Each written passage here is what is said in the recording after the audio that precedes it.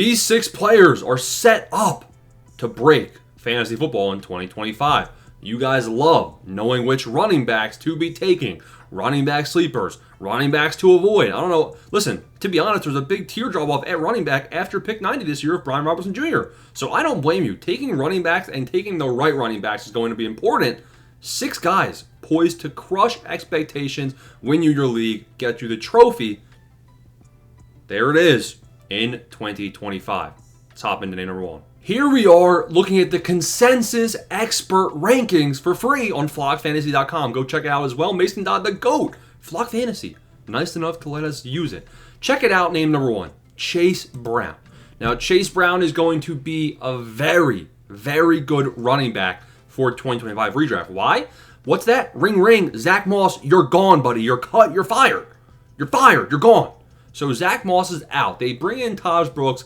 Taj Brooks will be able to compete in preseason games, all that stuff. Samaje Perine is going to have a passing.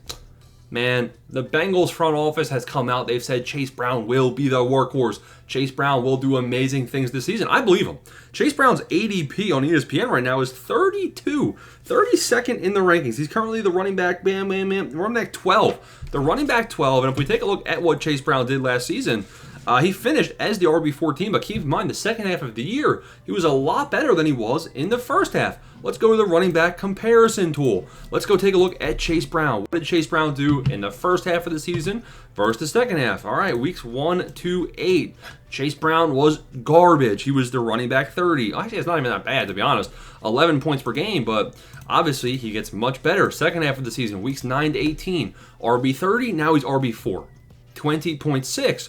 PPR points per game. Enough said, right? So he builds momentum, better situation.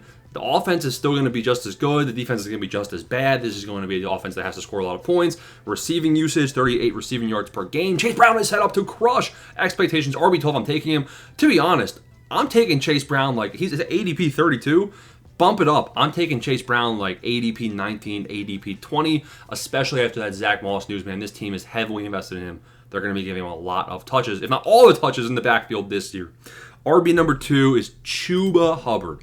So Chuba Hubbard comes in a little dustier, right? Like, are you as excited about Chuba as you are going to be about, Chase Brown? No, you're definitely not. But there's a tier drop off at running back, and I really like the strategy of going for 2 of these mid guys down here and then grabbing a third rookie running back with upside. One of my favorite strategies in drafts this year.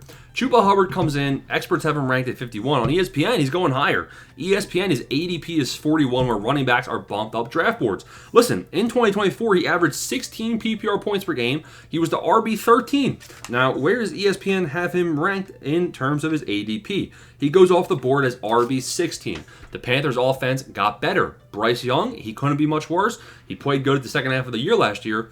And if we see that continue, the Panthers offense has a step to take a chance forward. Adam Thielen's coming back. Adam Thielen was actually a very good wide receiver in the weeks he was healthy. You got Ted McMillan coming in. So this Panthers offense, maybe it gets better. I mean, you do have Rico Dowdle. Rico Dowdle's a 1,000-yard rusher.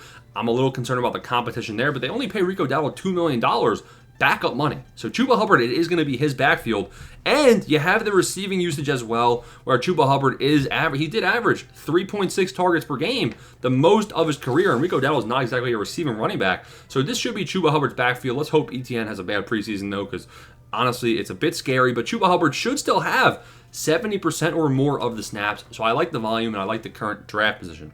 Name 3 is actually right after. It's a whole tier of running backs here, guys. So really, ADP of 41 to 44 are the next 4 running backs. It's a good range of running backs to be targeting. You got James Conner. Now, why do I like James Conner so much? Well, who else is there? Trey Benson, he did nothing last year. He did absolutely nothing. Now, sure, Trey Benson might have, if James Conner gets injured, that was the whole thing last year. Oh, don't draft James Conner. He's going to get injured. He didn't. So he averaged 15.9 PPR points per game. Like always, this guy is Mr. Consistency. If he plays, he's effective. He's good. He gives you usable weeks. Touchdown rate the last 3 years, 1 touchdown every 2 games. Receiving usage, pretty much around 20, 25 receiving yards every single game, right? Snap share, 61%, 62%. It's probably going to be around that similar range. They're trying to manage his workload. He's going to be fantasy relevant. He will be a starter in your lineup when he's healthy. I don't like drafting, predicting injuries.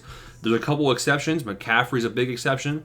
Malik Neighbors with his toe is starting to scare me a little bit. So there are certain exceptions to that avoid the injury rule. James Conner's a true RB1 in an offense that projects to score a lot with a mobile quarterback, a good quarterback. You got Trey McBride, you got Marvin Harrison Jr. going into year 2. I think the Cardinals offense takes a step forward, and I know James Conner's old is a bit scary, so don't take only 2 running backs and say, oh, I have James Conner, I have Tony Pollard, I'm good. Make sure you get the third RB with upside, where if James Conner does go down, you can kind of still capitalize and win your league, right? When you're taking James Conner in the 4th round with an ADP of 42, I like the value. Name number 4 is Amarion Hampton.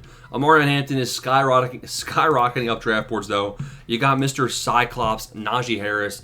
When I'm recording this, Najee is still wearing sunglasses at training camp, and that's a concern, right? Now, Amarion Hampton, we will see. You might actually see him in preseason. By the time you're watching this video, you'll probably know more about this than I will at this time. Great, elite prospect profile for Amarion Hampton, and Najee Harris is the only competition. Good offense as well. Greg Roman offense where they want to pound the ball. I like Amarion Hampton's value at 43, but I think it'll correct itself to probably go higher depending on the Najee news. Name number 5, number 44 in terms of ESPN ADP is Breece Hall. Breece Hall, it's ridiculous. If you want to know what position Breece Hall is in terms of where he goes off boards, he's currently RB20 at 45th in ADP. His worst season ever was last year with RB17 finish. He was RB7, RB6 his first 2 years. Why are we taking him at his floor? We're taking him below his floor. His floor is RB17, which was still 15-point average, which is still an RB starter in your lineup. You're taking him here in round 4, round 5. This is the best running back value on draft boards currently in redraft leagues. Breece Hall, even if he's going at the end of round 3, middle of round 3 even, I think it's still going to be a very good draft pick. Now, touchdown rate, it's a bit concerning. Like, are the Jets even going to be in the end zone? Honestly, I don't know. Will Fields vulture some rushing touchdowns? Probably. But Breece Hall is in a contract year, a lot to prove. Maybe that means the Jets phase him out, because realistically, if the Jets, it sounds like the Jets and Breece Hall know that they're not going to be a long-term suitor, so maybe they just say, all right, we're not going to use you, we're going to see what we have in Braylon Allen. Maybe, but if they actually are going to be competitive, Breece Hall is going to be an elite option in fantasy this year. Final name is DeAndre Swift at, I have him at 52 currently on ESPN ADP. The reason I like him is because he's the last guy that you can project out a huge volume share for and still kind of be excited, right? He's had a 16-point season, a 13-point season. Last couple of years, he's been consistently just mediocre, like 12.6. That's honestly like handcuff, like, you can throw him in your flex. If James Conner gets injured, you put DeAndre Swift in there, right? So it's not super exciting in that, but now the Bears offense, they invest in the offensive line. Caleb Williams year 2. In my opinion, they should be heading to the red zone, having more prolonged drives this season with an improved offense. So if we see DeAndre Swift maybe get a bit more of a receiving role, 22 yards per game in 2024, maybe they have some more drives, some more long drives. I mean, honestly, I still think the Bears aren't a great offense because I just think it's too young. I'm not impressed by Caleb Williams yet. I see the upside, but I'm still not convinced. Caleb Williams is still going to be dumping the ball off, and they bring in nobody. Roshan Johnson, converted quarterback. Then you have, the Monagai? No. Monagai, not my guy. DeAndre Swift is my guy this year. I'm taking a lot of him in best ball leagues. I think it's a good value. That's 6 running backs that I think are set up to crush. They're going to crush your league this year and take you to the promised land. Smash the like and subscribe button. Please help the channel out. Thanks for watching.